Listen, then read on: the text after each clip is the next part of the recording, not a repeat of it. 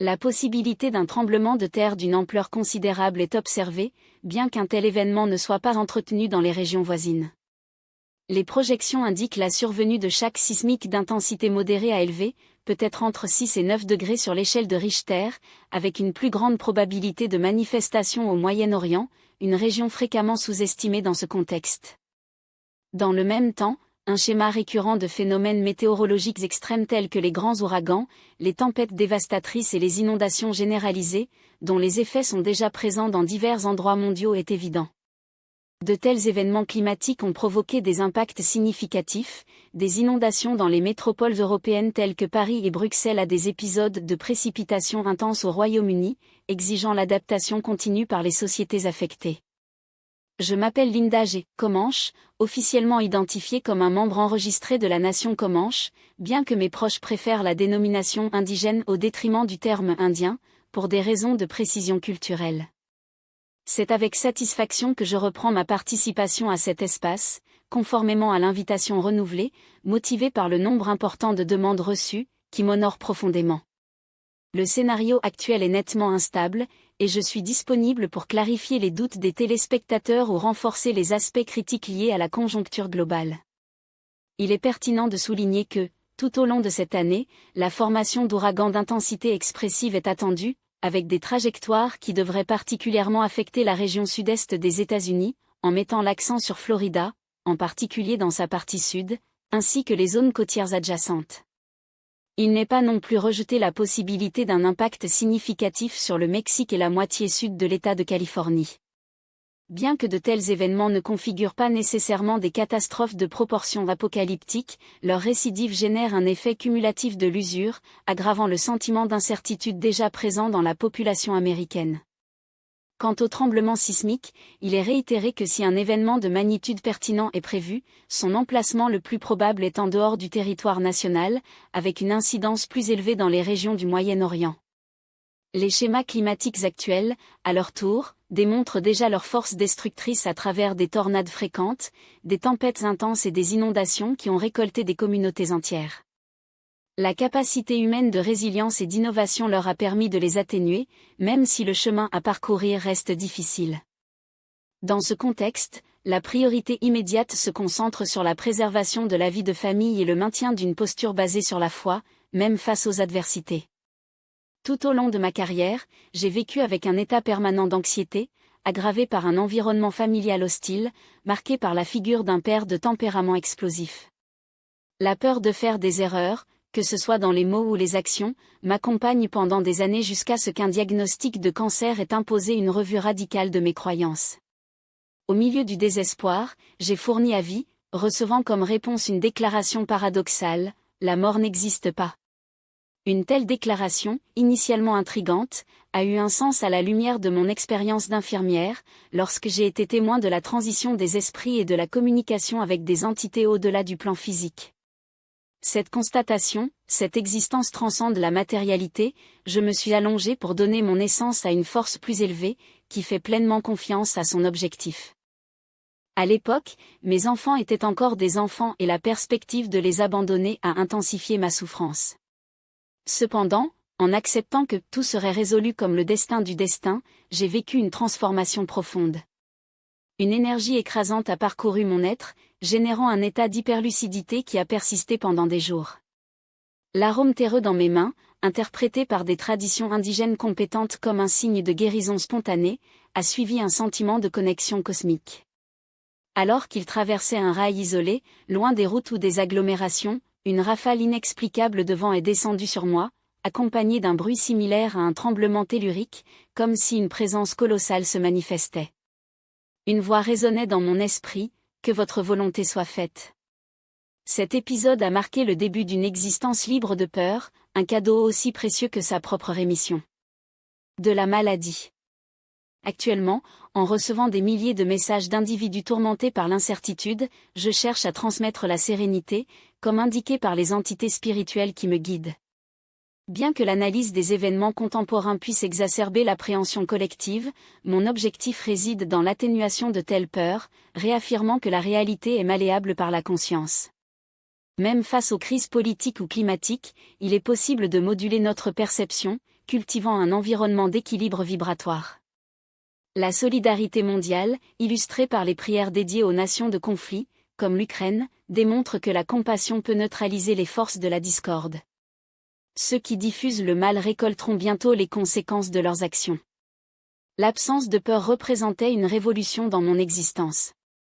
Aujourd'hui, même face à un pronostic médical défavorable, il serait confronté à la situation avec démission, reconnaissant qu'une vie vécue avec la plénitude n'est pas mesurée par la durée, mais par la qualité des expériences.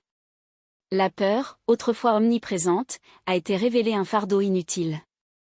En l'éliminant, j'ai fait place à la manifestation de phénomènes qui transcendent la logique conventionnelle, des solutions inattendues, des opportunités et une synergie avec l'univers qui était autrefois inaccessible pour moi. Un principe fondamental régit cette dynamique, la loi de l'attraction fonctionne basée sur la similitude vibratoire. Les pensées récurrentes de rareté, d'insatisfaction corporelle ou de nécessité affective ont tendance à se matérialiser, perpétuant les cycles de souffrance. Le changement commence donc dans l'esprit. La visualisation des réalités alternatives, abondance, santé, amour, modifie le domaine de l'énergie personnelle, attirant la correspondance concrète. Cependant, il est essentiel de faire taire l'esprit, car une rationalisation excessive entrave la réception de directives plus élevées. Dans ma pratique en tant que médiateur spirituel, j'ai observé que de nombreux individus, lors du maintien d'un dialogue mental incessant, surtout lorsqu'ils revivent les blessures ou les conflits, bloquent le lien avec des dimensions plus élevées. La livraison inconditionnelle à l'écoulement de l'existence, exempte de cordes de contrôle excessif, s'avère être un acte de sagesse. En faisant confiance au design plus large, il y a de la place pour ce que nous appelons magie, la manifestation organique des solutions et des bénédictions. Cette confiance n'implique pas la passivité, mais la reconnaissance que notre essence est interconnectée avec une intelligence cosmique. Lorsque nous nous permettons de faire taire, les réponses émergent.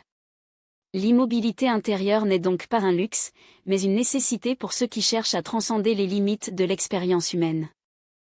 De plus, le pardon est l'un des actes les plus sublimes et transformateurs que l'être humain peut pratiquer. L'expérience personnelle, bien que marquée par des relations complexes et même violentes, comme celle que j'ai gardée avec mon père, dont la figure, même à l'âge adulte, a toujours soulevé la peur, montre que la libération ne se matérialise que lorsqu'elle se brise avec les entraves du ressentiment.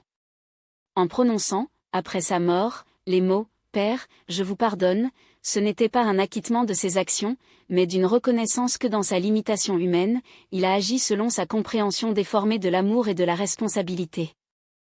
La cruauté, bien que justifiée par les intentions subjectives, est néanmoins douloureuse, cependant, en relâchant ce fardeau, une expansion existentielle est vécue, comme si l'acte même de respiration devenait plus profond et plus libre. Le pardon n'est donc pas un geste de condescendance, mais un impératif pour la santé spirituelle elle-même.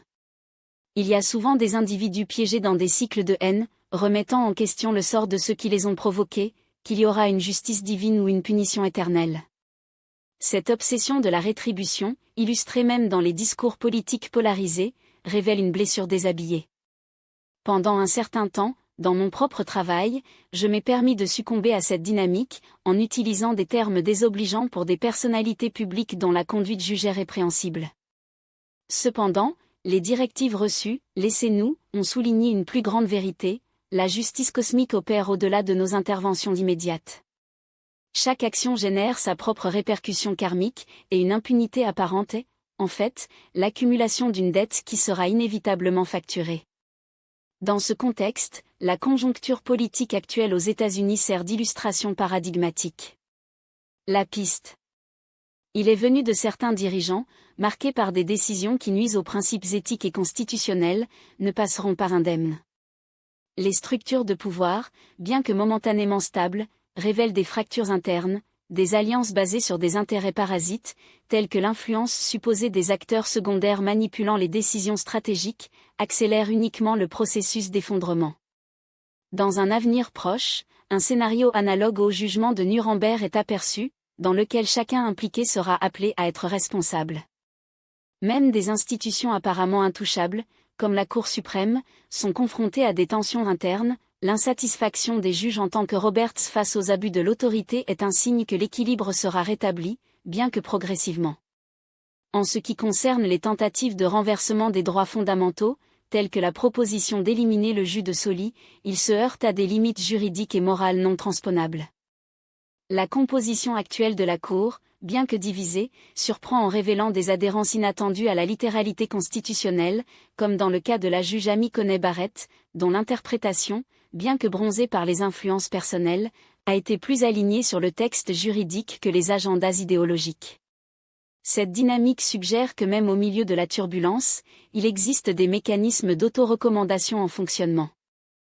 Dans la sphère économique, les défis qui sont liés, bien que sévères, n'atteindront pas l'ampleur de la crise de 2008, dont les racines étaient coincées dans la fraude systémique sur le marché immobilier. Cette fois, l'instabilité dérivera d'une conjugaison de facteurs, l'inflation persistante, qui est déjà ressentie dans l'amélioration des biens essentiels, comme l'augmentation de 75% du prix des réductions de viande dans les grands réseaux de vente au détail, la rétraction possible sur le marché du travail et la volatilité de la bourse.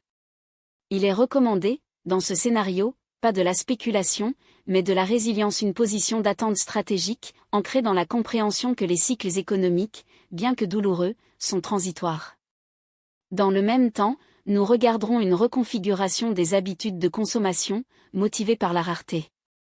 L'autosuffisance, précédemment considérée comme un exercice de nostalgie, gagnera des contours de nécessité. La culture alimentaire domestique, par exemple, ne sera plus une pratique marginale pour devenir une réponse concrète à l'augmentation des coûts. Ce changement, bien que imposé par les circonstances, peut favoriser une reconnexion avec des rythmes de vie plus organiques, alignés sur la durabilité. Dans le plan géopolitique, les tensions régionales, en particulier entre l'Inde et le Pakistan, persisteront, mais sans se dérouler catastrophique.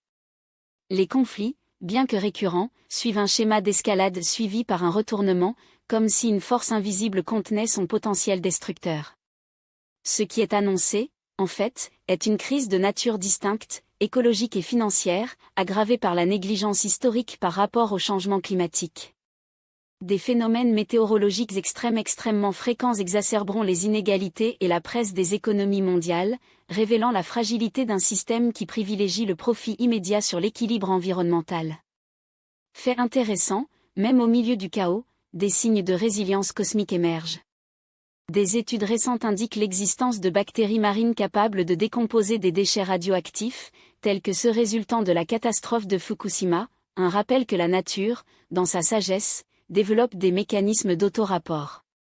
Cette découverte, associée à des rapports d'intervention non humaine dans des événements critiques, tels que la neutralisation partielle supposée du rayonnement à Tchernobyl par des objets volants non identifiés, suggère que notre existence n'est pas aussi isolée que nous l'imaginons. Les entités observatrices, bien que limitées par le principe du libre arbitre, montrent une préoccupation pour notre destination, intervenant uniquement en période de risque existentiel, dans le cas d'un conflit nucléaire, un scénario qui, selon les perceptions reçues, ne se matérialisera pas. Ce qui est décrit, par conséquent, est une période de transition prolongée, dans laquelle l'humanité sera obligée de revoir ses priorités. La spiritualité, détachée des dogmes religieux, dont les structures, dans de nombreux cas, ont servi davantage à s'oppresser qu'à augmenter, gagneront de l'espace en tant que recherche authentique de sens. Le déclin des institutions religieuses traditionnelles ne représente pas un vide, mais l'ouverture d'un lien direct avec le sacré. Sans intermédiaire et récit basé sur la peur. Ma propre trajectoire illustre cette rupture, créée dans un environnement marqué par le traumatisme du rejet institutionnel, la mort de ma grand-mère Comanche, abandonnée par des religieuses dans un lit d'hôpital, laissée dans ma mère une cicatrice qui s'étend pour des générations. J'ai compris que la divinité ne se manifeste pas en punition, mais en compassion inconditionnelle. Ainsi, le message qui fait écho est d'espoir prudent. Cela ira, mais non sans les conséquences de nos choix avant les visages. La transformation nécessitera du temps, de la patience, surtout, de la volonté de voir les illusions au-delà du contrôle. La vraie magie, celle qui émerge lorsque nous nous rendons au plus grand flux, réside précisément dans cette reddition consciente. Comment justifier de telles déclarations ? Ma trajectoire offre un témoignage singulier. À l'âge de 8 ans, j'ai connu une injonction, une mort imminente qui m'a conduit à la présence de ce que j'ai identifié, seulement plus tard, comme la figure du Christ. Il n'y avait aucune référence théologique à cette époque dans ma conscience d'enfance, cependant, il était là, rayonnant d'une ampleur qui transcende le langage. Je me suis penché devant une immense croix, et la peur qui m'a dominé a été instantanément dissoute par une vague d'amour si pure et écrasante que toute notion de jugement s'est avérée être une distorsion humaine. Cet amour, absent dans la plupart des institutions religieuses, pas scrutation, ne condamne pas, avant, il maintient. C'est l'essence du pardon divin, résolu dans l'exhortation biblique, aimez-vous les uns les autres comme je vous aimais. Cette maxime, dépouillée des couches dogmatiques imposées par l'interprétation humaine, résume la vérité qui persiste au-delà des textes écrits par des mains faillibles. J'observe, avec un optimisme prudent, les signes d'une transformation institutionnelle. L'arrivée du pontife actuel, par exemple, marque une inflexion significative. Ses déclarations et ses actions suggèrent une suppression du paradigme punitif, remplacé par une théologie de la miséricorde et de l'inclusion. La réintégration des femmes dans les espaces de décision ecclésiastique, bien que tard, et la révision de dogmes tels que le célibat de bureau, dont l'origine mérite d'être rappelée, n'est pas spirituelle mais patrimoniale. L'Église, dans sa structure médiévale, a cherché à préserver les marchandises en interdisant la transmission héréditaire, indique une ouverture sans précédent. Ce n'est pas une simple libéralisation, mais un retour aux principes originaux, dans lesquels les chefs religieux, comme les rabbins, ont réconcilié la vie de famille et le service sacré. Le procès, une fois le pilier des institutions, semble finalement céder la place à la compassion. Ce déplacement paradigmatique n'est pas limité à la portée religieuse. Nous sommes au bord d'un changement civilisationnel dont l'épicentre vont surmonter la résistance en tant qu'état permanent. L'histoire de l'humanité, y compris celle de mon propre peuple, les Comanches, dont la tradition guerrière s'entrelace des stratégies de survie dans un territoire contesté, est un record ininterrompu de conflits. Des rivalités intertribales aux guerres modernes, la propension à lutter persiste comme une trace atavique. Cependant, les crises imminentes, qu'elles soient économiques ou environnementales, nécessiteront un examen radical de cette posture. La dévastation annoncée, que ce soit par des phénomènes d'échelle cataclysmique naturelle, tels que l'activation des volcans sous-marins et terrestres, signe d'une planète qui, quelle que soit notre existence, cherche son propre équilibre, soit par la rareté des ressources, accélérera ce processus. Les peuples d'origine, dans leur sagesse nomade, ont déjà compris l'illusion de la possession. La terre n'appartient pas à l'homme, c'est l'homme qui appartient à la terre, et cette relation est éphémère. Dans ce contexte, la présence croissante de phénomènes non identifiés, interprétés par de nombreuses traditions comme des manifestations d'intelligence extradimensionnelle, peut être lue comme un signe de préoccupation cosmique avec notre destin. Ce n'est pas une intervention, mais une observation attentive. L'humanité est invitée à transcender ces cycles d'autodestruction. Je ferme donc avec un appel à la réflexion. La grande transformation ne sera pas imposée par les forces externes, mais émergera de notre capacité à abandonner l'illusion du contrôle. Comme mon peuple l'a dit, rien n'est le nôtre, tout est emprunté. Que cette vérité nous guide dans les années à venir.